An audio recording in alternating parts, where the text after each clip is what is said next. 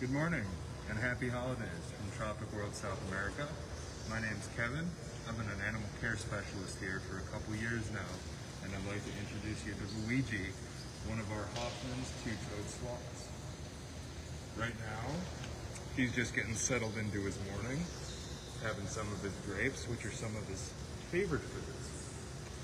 Luigi here was born in 2016 at Lincoln Park Zoo. And it's actually come full circle for me. When I was working at Lincoln Park Zoo in 2016, I knew him as a baby. So, pretty fun to see what a cool and amazing sloth that he's grown up to now that he is mature. Sloths here are actually very cool animals. One of my favorite facts about them is that their closest relatives are actually anteaters, like Tulum, who I'm sure you've seen walking around here, and armadillos. This is actually due to their lack of front teeth. They only have 18 teeth total versus the total number that you and I have. So maybe you'll be able to see his big old canines right there. So Luigi here, as I said before, is a two-toed sloth. He is a Hoffman's two-toed sloth, and they were named after 19th century German naturalist Karl Hoffman. There are 2 species of two-toed sloths, and there are 4 species of three-toed sloths. All sloths are native to Central and South America, and as you can imagine, it has something to do with their number of toes on their front feet here. Some have 2 two-toed sloths, and the others have 3. But all sloths in general have 3 toes on their back feet to help them hang from the trees. Hi! You want some more? So sloths are mainly herbivores. They enjoy fruits, vegetables, browse, but they also actually do have some carnivorous tendencies. They're known to eat some birds, some lizards, and their favorite foods here are actually hard-boiled eggs. But those are a novelty item because just like myself, we're trying to wash their cholesterol. So I could talk about sloths all day long, but I'd like to open up the floor to any questions that you guys have. Yeah, so we have 2 Hoffman's two-toed sloths here in Tropic World. Raisin is the other one. How can you tell Raisin and Luigi apart? So that's a great question. So they both have pretty similar faces. But a big tell between them is the color of their arms.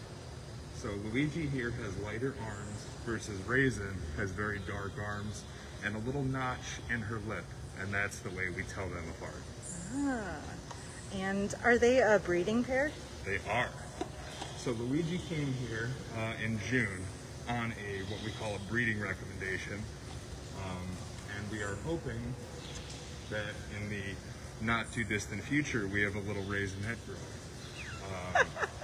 So sloth's gestation period. So they are kind of slow animals. I'm sure you guys have seen their gestation is also pretty slow. It takes about 10 months for a baby to fully develop inside of a sloth. Oh, wow. Now, you mentioned how slow they move. How do they avoid predators if they move so slowly? So even though they are pretty slow animals, they can also be very fast when they want to. I've seen them zipping around our vines and trees at a speed that I would have never imagined. But also, they blend in very well to treetops, which is where they live. They spend a majority of their lives here in treetops, and they actually have an adaptation of a very slow metabolism, which allows them to only have to go to the bathroom every 5 to 7 days. And that's really the only time that they have to leave the safety of the trees. So they blend in very, very well here to avoid predators.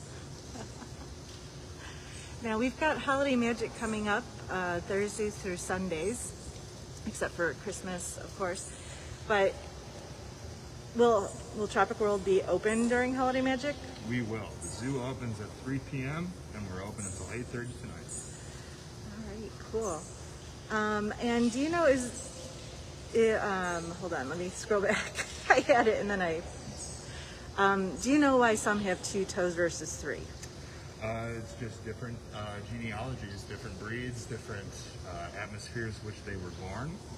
And actually something really cool that I forgot to touch on, a big part of our training here with our sloths is actually desensitization training, which is just getting them used to touch and feel, which also loops back to Luigi and Raisin being a breeding pair here.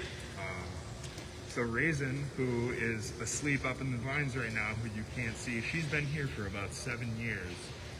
And desensitization training is essentially getting them used to touch and feel so that when, hopefully, Raisin and Luigi become parents, if we find out that Raisin is pregnant, we can bring our ultrasound machine in here and actually get a look at the baby. So we're working on this with Luigi right now as well. So I'm sure you noticed me touching him, kind of petting his head a little bit. And I was doing that when I was feeding him some of his favorite foods, grapes, watermelon, and that is to interpret it with also a positive experience. So something very cool that we do, we also trim their nails here when they get too long.